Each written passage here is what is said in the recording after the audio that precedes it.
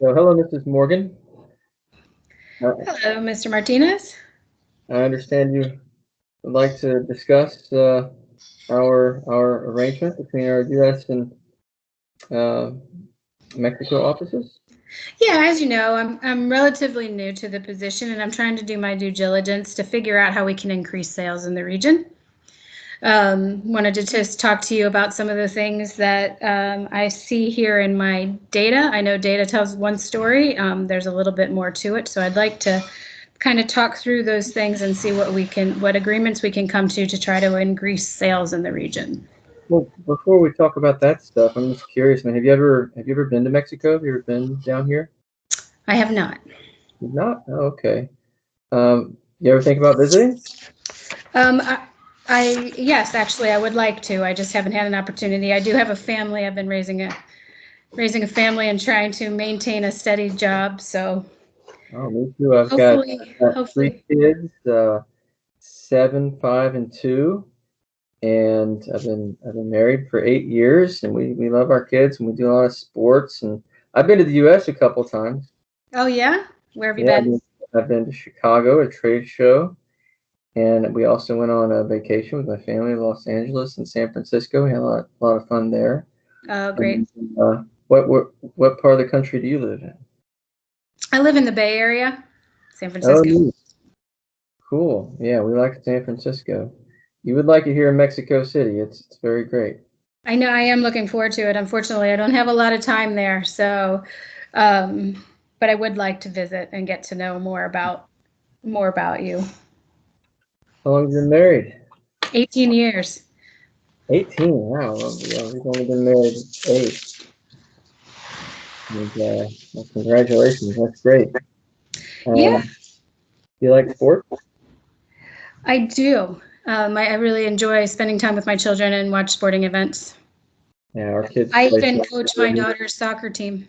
Oh, wow. You play soccer? You play soccer? Well, uh, we have 3 kids on soccer teams here. That's great. So, uh, how many of your kids play soccer? All of them, but I coach the youngest. Nice. So we're a soccer family. We really enjoy the sport. Brings us all together. We have different teams that we root for, but brings us together. Great. Great. Well, if you like soccer, you must be uh, pretty good American. I don't know. It's picking up here. American football Football. Yeah, we is call it football. or Yeah. baseball. Yeah. So All right. Well, you were saying about the discussion we need to have. yeah. So I just want to, we're looking. I know with the devaluation of the peso, sales are looking a little bit um, grim for the fourth quarter. So I wanted to kind of take a step back and look at what things we could do. I have run my own analysis, but I'd like to hear your opinions on those things on some of the things that I am seeing. Um, One of the things I wanted to ask you about, sort of a process efficiency, um, something that's driving cost into our process, is Guadalajara and the packaging. I see you've signed off on 2 temporary employees to help fill orders, but you have a big gap in um, your absentee problem. So your people are missing work, so you've hired temps to supplement. Can you explain that to me a little bit? Help me understand. Um, well, you know, here in Mexico, it's very common for families to have difficulty with transportation. In fact, one of the things that I talked to our previous contact about was including a transportation bonus or transportation allowance to help people with that, and I think that would really help with attendance and also to give an attendance bonus, to encourage people to put forth that extra effort, and so that would really help us and probably make it easier to reconsider the need for those temp employees. Is that standard practice in Mexico? To do things for, to help with transportation, yes. Most families can't afford a car, and they have to use public transportation or other means. And the person who was in your role prior to you, we talked about that, and he was not. He did not want to pursue that, but it is something that would work well in Mexico. Is it something that we could test? Because if we removed the temps, we might have a little bit money to play with there. But my challenge is you have 2 temps that you're paying. So first, I'd like to understand what that dollar value looks like. What are like a 10% transportation bonus, 100%? I mean, 100% doesn't seem fair, but We would have to talk about it and see what makes the most sense. I don't know that it's a percentage, just perhaps monthly allowance to help with that like cost. monthly stipend. Right. So if I could be guaranteed that those other 2 heads were gone, I think I can work something out. Well, And I will. we can do a test, can do a 3-month trial, see how that works for us. And then if it's not working, we can reevaluate.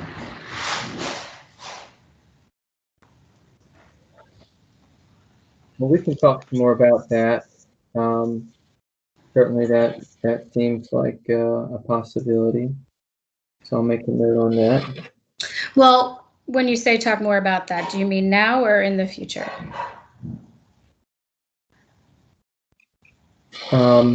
Well, I don't know what all topics we want to cover, and I want to make sure I understand. Fair enough. And I would like to too. Okay. What So all adjustments you're suggesting? I do have a couple of questions about staffing. It looks like your brother is working for you, and he's being paid a very high salary, actually the second highest salary in the company. But he is not in sales, and he doesn't seem to have sales experience, according to my documentation. So can you fill me in on what your brother's role in this is? Well, my brother was a significant investor when we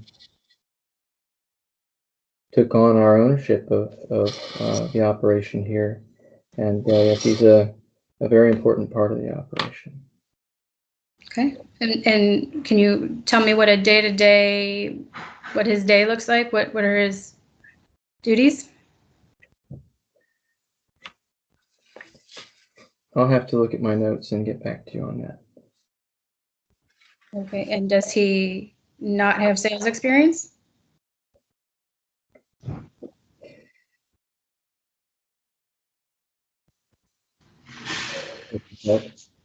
I'm sorry?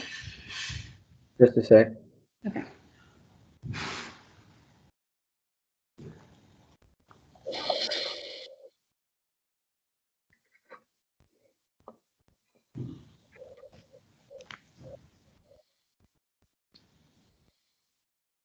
My brother worked part-time with me before I was part owner of the company. He worked part-time with me here for Algorithm, and prior to that, he was a teacher. But he put forth some significant, funds to help me take on the position we have here with the company, and we depend on him a great deal to take care of the day-to-day operations with the company. So explain day-to-day operations. Well, I focused on sales, and he focuses on, scheduling and dealing with the staff and coordinating training and that sort of thing. Okay. Then you also have a receptionist. It seems so if he's sort of office administration, what does the receptionist do? Aside, obviously, from answering the phones. What does she give you? Well, the receptionist was very important in that we're trying to portray a professional image in this area, and that sets us apart from our competitors. And it's a decision I made to have a receptionist, and I think that it is one that's important for us to stand out in the local market. Okay, so what data did you have to support that decision? Well, I've been doing this work for many years in this area, so I understand the market.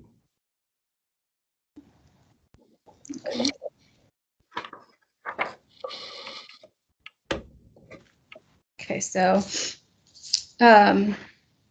just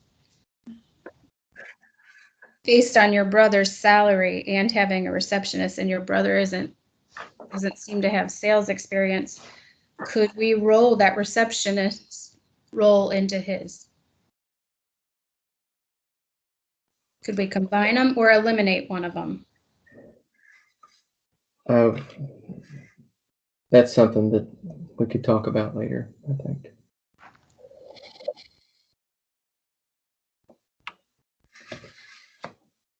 Okay. Now, as far as increasing the sales, the way the budget looks now, I could give you, I suggest we hire 3 new salespeople. I see that you've talked to my predecessor about that, but that was never implemented. So I'm curious to get your feedback on that. Is that, why are we not implementing?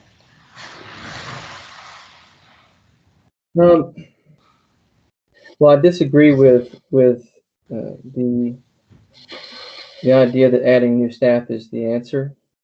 We have an appropriate number of salespeople. I think what we need to focus on is what we're charging for the product, and also to take a look at our commission structure.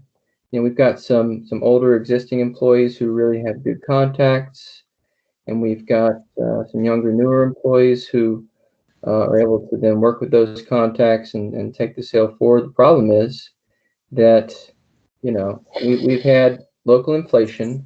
The product cost 300 pesos last year, now it costs 900 pesos. It's tripled in price here. One of the things that I talked to your predecessor about that we also had a disagreement on is that in the U.S. the price is $100, right? Well, here we have inflation, and it tripled in price. So for your customers in the U.S., the price doesn't change. The customers here, price triples. We really ought to standardize on a price in Mexico. Imagine if the tables were turned. If this were a product that's price was set in Mexico and was subject to fluctuations in the other direction, in that case, when our peso went up or lost its value by 3 times, people in the U.S. would be paying the equivalent of $33 each for this. So that you wouldn't want that, and it seems to me that setting a hard set price in pesos that's not going to fluctuate with currency exchange is going to do a lot more to help our sales than just adding more staff. Is that something that you guys have discussed? Well, I have a little bit of information on it, but not a ton. So why don't you tell me what you envision? Well, what I would envision is that we settle on a price that's appropriate in pesos that would be fixed, so that that there are going to be price fluctuations, and it's difficult for me to work with my customers and explain to them why it's it's $400 this week and $800 next, or 400 pesos this week and 800 pesos next week. It would be much more stable for us if we could fix on a price. And if that's not something that's feasible, then I think we need a meaningful discount off the current price. In any case, we've tripled our price, and actually our sales volume is more, for the last quarter, our sales volume was greater than for the same quarter in previous years. So, we are successful, but it's not where we need it to be, and part of that is because it's just too expensive. So I think it's a combination between, incenting our salespeople in a more appropriate way, and also doing something to alleviate the high cost. If we can't either stabilize it by making it a hard set price in pesos, or at least give a 25% discount on what we have. Well, the reason we've been doing it by the way we have is so that you sell it at list price, and we can guarantee the sale at list price. But I see what you're saying.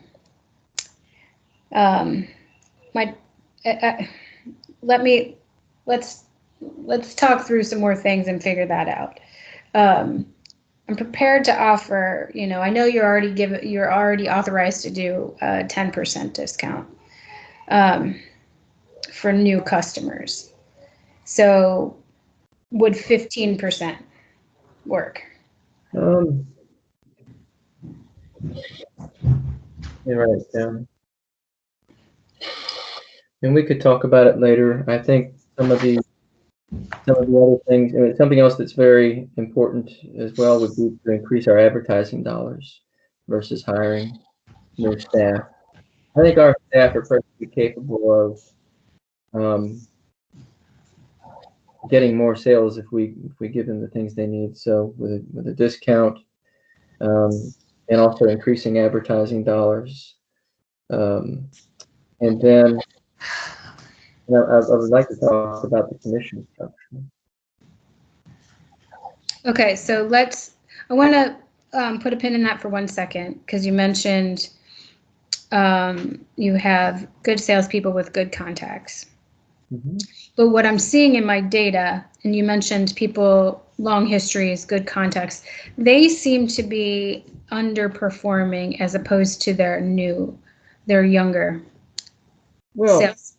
That's another thing. That's why I think that will come up in the commission conversation. Hello there. So you have a helper. I have some. I'm waiting for him to show up on me. For instance, you guys seem to measure performance of the salespeople, individually. Where, as I mentioned before, some of my older salespeople, that's where all the contacts come from. So, one of my older salespeople may reach out to the people they know, the businesses locally, and establish a contact, hand that off to one of the newer salespeople. They may be the one who actually sees the sale through, but in the end, it's a team effort. It's my team that works together that does it. It's not that if my older sales folks weren't around, those younger salespeople wouldn't have any contacts to call. Sure, I get that, but aren't you setting them up to maybe hand off more than to sell less? So they have their bonus pool. They're taking all their contacts. They're giving it to the new people. Say, do the work, and then I get the pool of the money. Wouldn't it make sense? Wouldn't it to add a little bit of add a little competition into it, or a different compensation model? We work we work as a team, and that pool approach is very common and accepted here. And it's, for instance, if we broke it apart and each individual were responsible for their own sales and their own commission, then I'd lose that incentive to work together, which is what I need. I need people who can go out and meet and drive the sale home. I need people who've been in the area and working in the industry for many years and have contacts and can find new customers.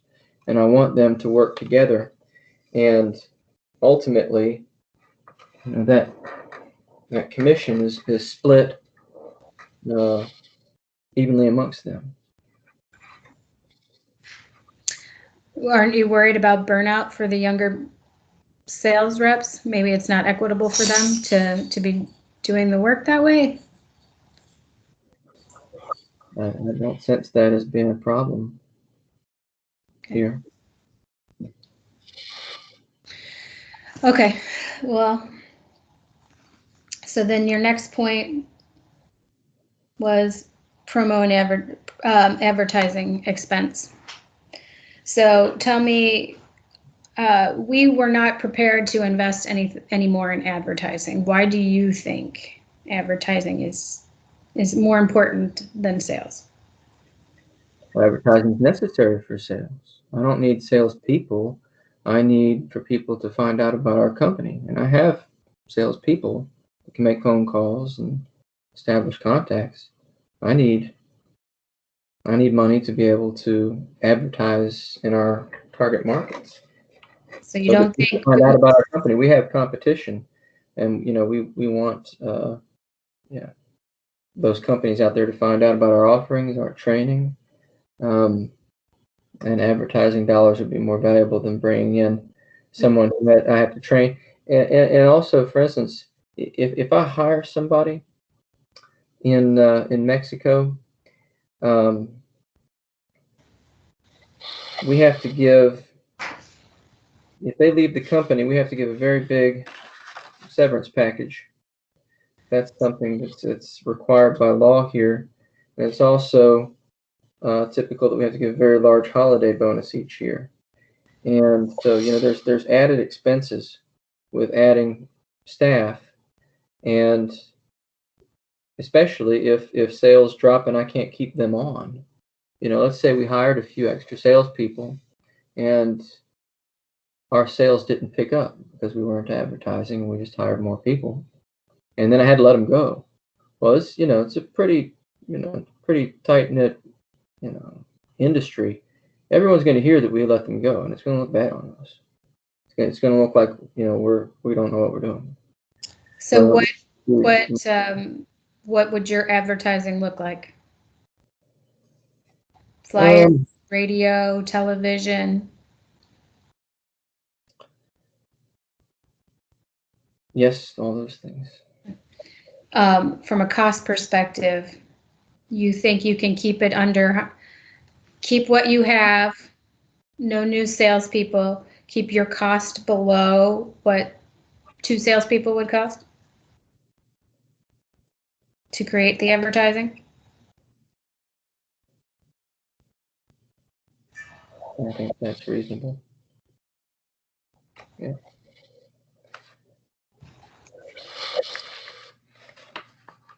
And it will be one of those things, if we do that, obviously I want to see the data and the reward I'm getting for it, right? So I want you to track it, and I want to revisit it in 3 months to see how the advertising is going. This operation in Mexico has only been running for less than a year. We don't have any historical data to establish what a norm would be. Well, we do for the last. We've only been going for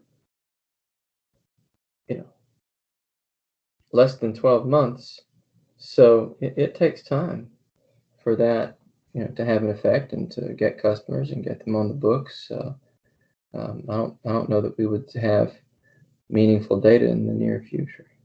I think you could start benchmarking. I think you could put a stake in the ground, look back 9 months, and then start benchmarking. I think you can do it. If I'm willing to offer it, I need to know that I'm getting a return on my money. Yeah. Well, we can talk about it later. I'll make a note.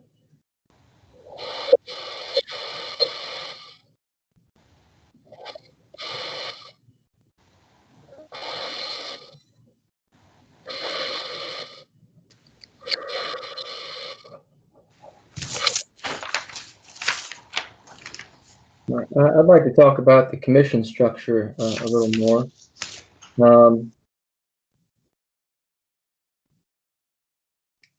Right now the commission structure it's based on the sale price. So it's a percentage of the sale price. And one of the things that we would like to to do is to make that a more steady amount. So that, right now we want to drive volume. One of our problems is that, our costs have gone up, or our price for our product has skyrocketed due to inflation, which is, that's really hit the number of customers that we have, that we've got in the pipeline. And when our salespeople are trying to nail down a sale, on the one hand, they want to keep the price high because they want to make that commission, right? So even if they're authorized to give discounts, they're going to drag their feet because they don't want to decrease their commission. And in a tight market, when we're trying, what we're trying to do is we're trying to build market share. We have competition here. We feel like we've got the best product, and we've got great training, and we think that when the word gets out that we're really going to get a lot of volume. And so I think that it's much more important that we push for volume than try to squeeze out an extra 5%. And based on that, it would be easier on our salespeople and would encourage them to push for more sales if their commission was something that was standardized. But how do we ensure they're not selling below the fair value that we want and cutting just to get the sales? And that's what I'm trying to avoid. I don't want them going all in guns a-blazing because they're getting commission on the unit and not on the sale. So if they go in and they're undercutting sales, then I can't support that. Well, that's one of the reasons why we want the 25% discount, so that we have a price that they can support. I don't know. I'm not prepared for 25. I'm not prepared for 25 yet. 20, I could do 20 new customers. But 20 on new customers only?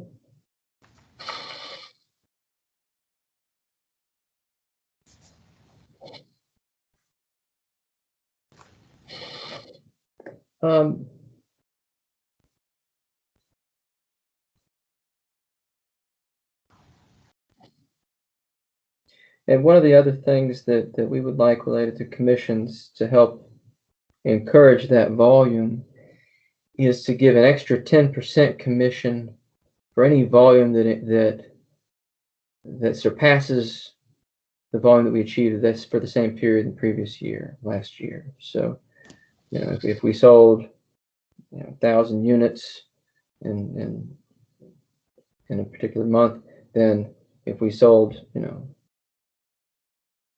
1,100 in the same month in this year, then that extra 100, that part would get an extra 10% commission. Because we want to push for volume and market share, and that's an incentive for them to do that.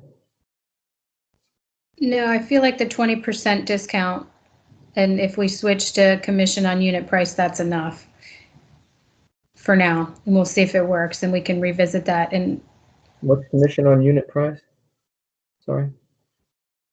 Instead of on the volume of sales, the unit price per sales. No, we want to keep the commission structure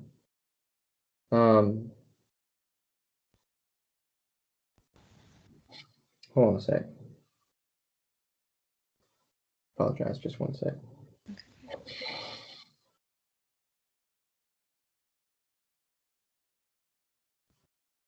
So we want the commission structure to be based on volume. I apologize, not on individual sales, right? Because right now they're based on individual sales. I'm sorry. Forgive me. I'm getting my notes mixed up. You'll have to bear with me. A lot of notes. The current commission structure is a percentage of the sale, and we want it to be a fixed rate for each sale. Is that what you were saying? Yeah, so I'm saying for every unit you sell, you would get A fixed amount. A fixed amount instead of you may have sold 100, but there's in the new peso price, it's not the same volume of sales without money coming in. So if we do it at unit price and we let you 20% discount, I think that's a fair incentive.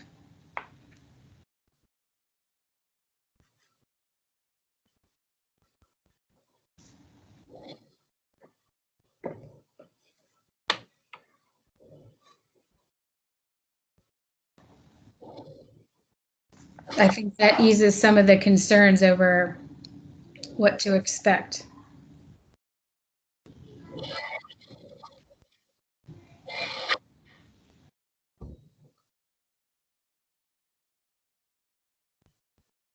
All right, well, I'll put that with some other notes here, and we'll talk about that again. So I'm sensing some resistance from you on these things. I hear a lot of, I'll take notes and I'll get back to you. I feel like we need to make these agreements now.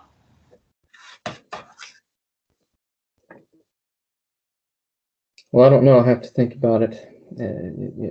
Some of these things, I've been here running the business, and it feels like a lot of this is being dictated. Well, we appreciate all you've done, and we appreciate the work. I'm trying to understand, what your needs are, but I'm feeling a little pushback. So I'm trying to work with you here, but I feel a little resistance. I don't want to dictate to you. I want this to be a collaboration, but we have to do what's best for the company.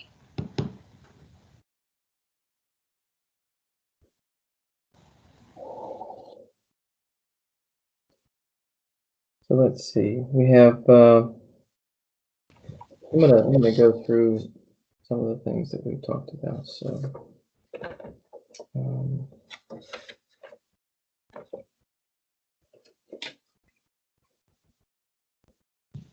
So you're suggesting a 20% discount in the Mexican market.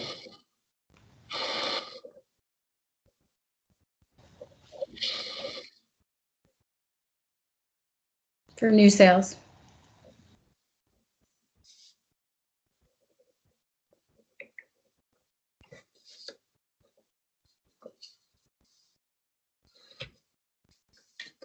Why is it just for new sales and not for upgrades or existing customers who would like to, get additional products? Well, all the data I have suggests that new sales is where we're struggling the most. Bringing in sales dollars. If you have something that I don't know about, I'd like to hear it. Well, we want to encourage our customers to come back each year for our updates and take part in our training and that sort of thing. And it would be good if our pricing were consistent and not just a new customer discount. Are we struggling there? Well, we want to build our reputation in the area and encourage our customers to come back, but I don't know if we're struggling, but. Can we focus on new sales for now and see how that works and then come back and revisit it in a few months? I would like to meet again in 3 months to evaluate these things.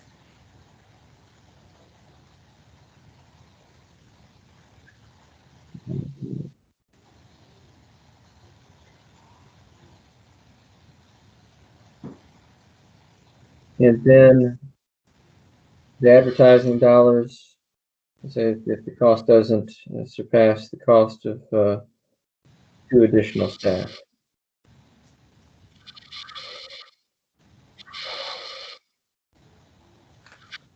And it produces results.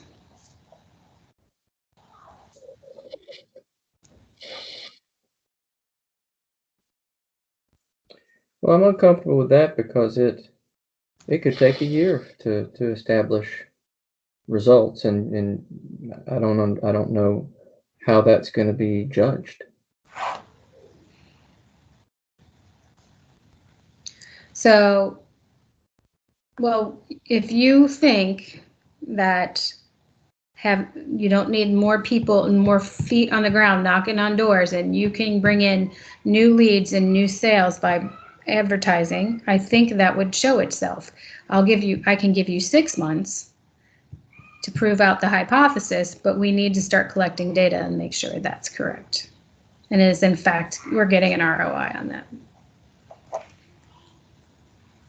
All right, 6 months. Let's see. And if it's not working, then we can add in the salespeople or to start knocking on doors.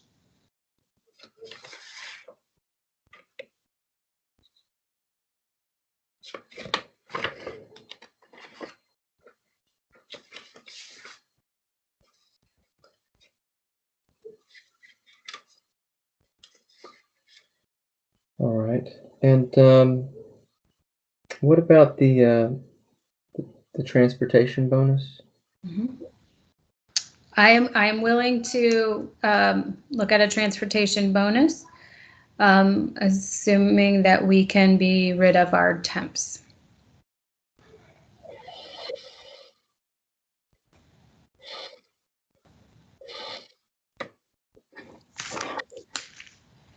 And I'm thinking a monthly stipend, 50% of their transportation. Okay. And what about a small bonus for attendance, maybe monthly or quarterly bonus for attendance to encourage that? I'm not opposed to that. Quarterly bonus for attendance less than 4 days missed. Does that sound reasonable? Sure. 10% of the quarterly salary bonus. Sure. That sounds good.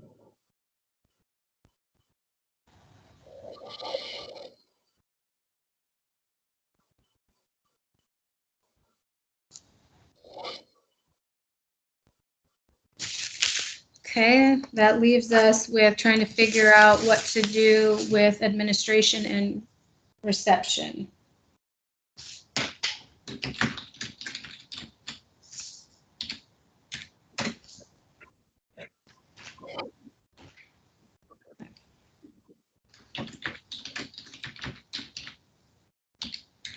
No, I'm satisfied with the people that we have in place. I think that our receptionist is necessary, and my brother, Mr. Martinez, Senor Martinez, he plays an important role in operations.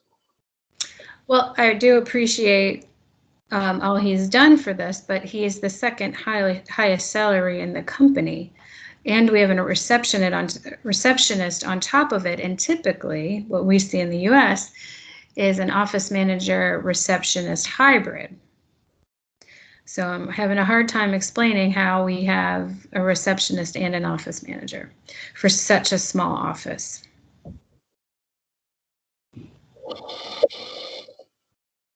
It's hard to justify.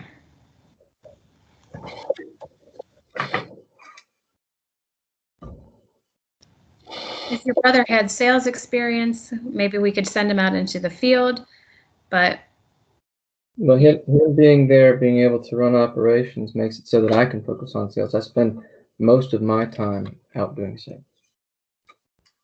so what do you mean by running operations, though? Because you have an operational lead down in Guadalajara. So I don't quite understand what you mean, operations. The operations of the business and coordinating employees and training and those sorts of things. And those are not something that can be rolled into one hybrid role with the receptionist? It's not something that we would want to. It's not something I would prefer. It's something, I don't know. We'd have to.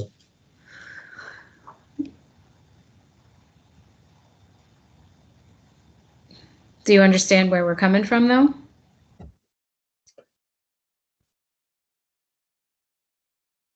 I understand the point that you're making, but it's,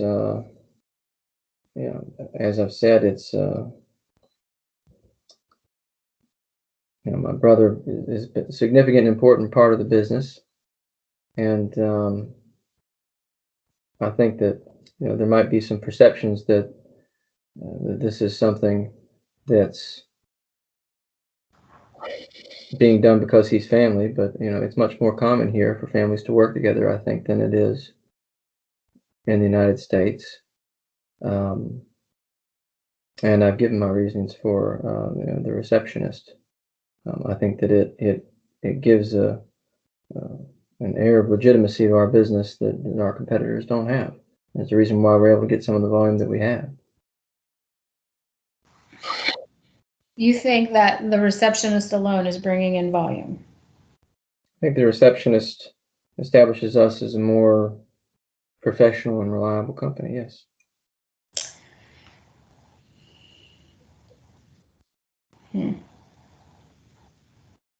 We have lots of competition here.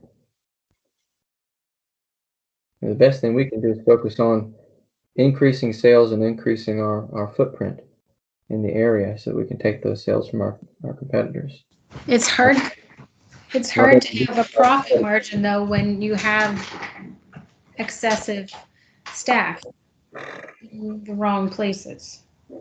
I feel like the U.S. office is much more focused on short-term budget and profit than long-term strategy. And I've been working here in this industry for many years, and I understand the necessary strategy for this market. I think what I hear from the U.S. office and heard from a long time is, budget, budget, budget. What are we doing this month? What are we doing next month? When we're not thinking about how to set up the business for success for the long term. We haven't even been operating for a year, and we've had significant inflation. We're meeting the volume for the same period last year, even with the inflation. But we're not meeting, the targets. But we're doing well. Considering the environment, I think we're doing very well. And we stand to do better if we would do some of the things that I'm recommending. And I'm willing to, I've made some concessions and I'm willing to work with you. I'm asking you to make some concessions for me. Well, I don't think cutting staff is something that I'm very enthusiastic about. I know it's hard, but we need to reimagine it then. We need to combine them or eliminate one.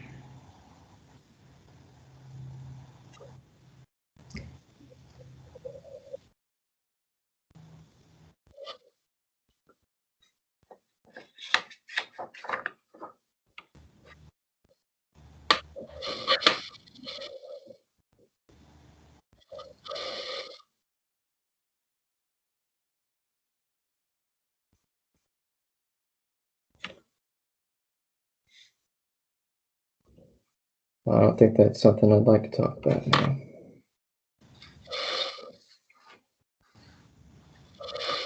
Something what? I don't think that's something I'd like to talk about now. Sorry, the audio must be not as good as I imagined. Well, I guess my problem with that is you seem to have a history of pushing these off. So with my predecessor, telling him, talking about staffing issues and talking about changes, and then not implementing. So I want to make sure that you're implementing. What about, is there something that I was supposed to do that I didn't implement? He said he had mentioned to you hiring the 3 new sales staff, and that didn't happen. We've talked about it, and I strongly disagreed at the time, as I'm strongly disagreeing with you. We never walked away with the understanding I was going to hire people. So that's what we need to walk away here with, is an understanding. We have to come to a mutual understanding. You have to give a little, I'm giving a little, or do you want to walk away from this? Do you want to walk away, meaning do you want out of the partnership? I've thought about it. I'll be honest. It seems like, all the recommendations that I make are either dismissed or are lessened or chipped away, and you get something less than what I recommend. A transportation budget. I never would have thought of that, and I appreciate the input on that. That wouldn't have been something that entered my mind. I understand that you want to offer sales discounts, and I'm budging on, made a deal with that, but I am not allowed to make those decisions on my own. That comes from somewhere else. So this is me trying to partner with you to do what we need to do based on what the corporation is telling us. So I wanted 3 salespeople. You're saying you think you could do it with advertising, so I'm offering you advertising. So I've made concessions. You're not making concessions, and that's making it hard for me to negotiate with you.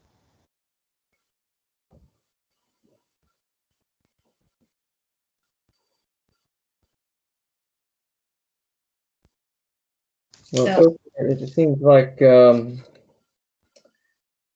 we have 20% discount. I'd like 25, but 20% discount.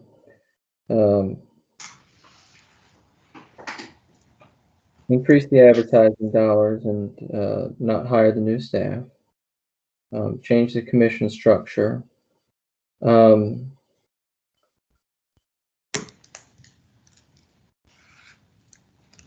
Transportation allowance, assuming this is predicated on you no longer having temps. Yes. And a hybrid of your brother and the receptionist. And I didn't agree to that.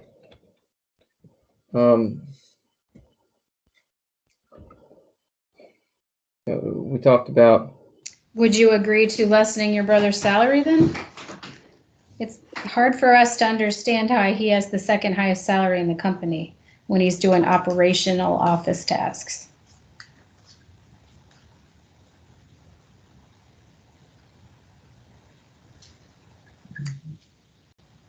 I don't think that's something I would want to make a decision on here. Well, I think the decision has to be made. I can give you 24 hours to think about it. But then whatever we do, we have to come to settlement on this conversation, I think.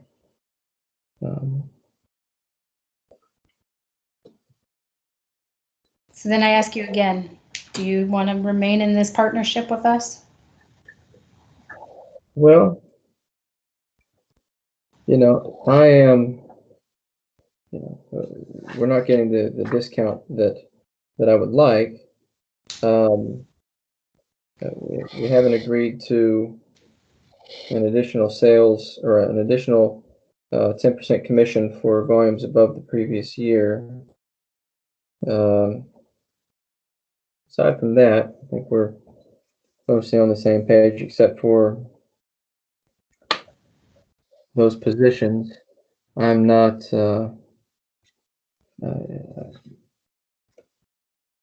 What alternatives could there be to letting people go or changing those positions? Because I think those positions are important. Then salary restructuring.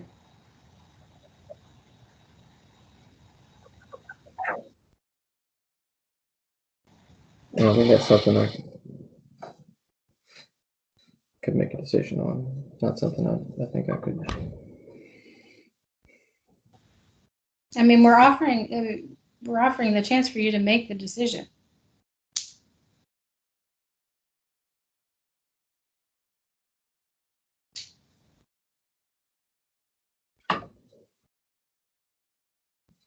Well, if I'm faced with the decision of whether to lower my brother's salary or take the buyout, then I think I might pursue the buyout. And you don't think you could send your brother into the field for sales? If I send my brother in the fields for sales, I'm going to need to be in the office doing operations. He's better suited there, and I'm better suited doing sales. Okay. So is that your final decision? I believe so. We're going to buy you out? Yes, we had a predetermined price for that we contracted on in the beginning, and if that's the decision point is having to cut that salary or cut that other position, then I think I'll probably take that option.